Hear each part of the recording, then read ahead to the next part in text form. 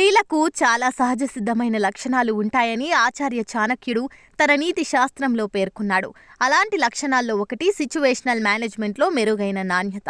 అంటే సందర్భానుసారంగా నిర్ణయాలు తీసుకునే నేర్పు మహిళలకు సొంతం. అవును, మహిళలకు సహజంగానే మేనేజ్మెంట్ స్కిల్స్ ఉంటాయన్నారు. అదే సమయంలో ఆచార్య చాణక్యుడు తన నీతి శాస్త్రంలో స్త్రీలకు సంబంధించిన అనేక లక్షణాలను వివరించాడు.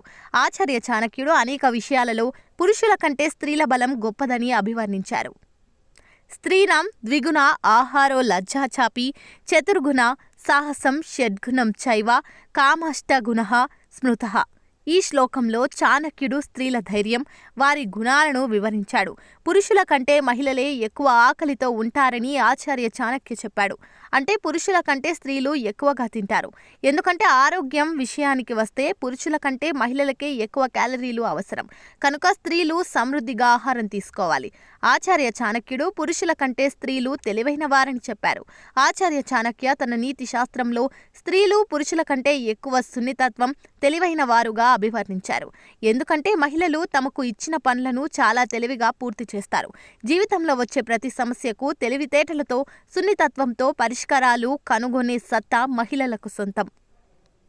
అదే సమయంలో సమాజంలో పురుషులు ధైర్యంగా పరిగణించబడతారు.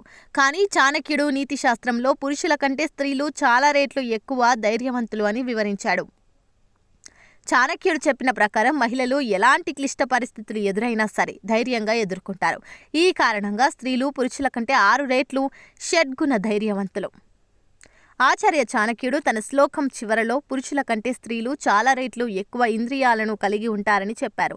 పురుషుల కంటే స్త్రీలలో 8 రెట్లు ఎక్కువ లైంగిక భావాలు ఉంటాయని చాణక్యుడు చెప్పాడు.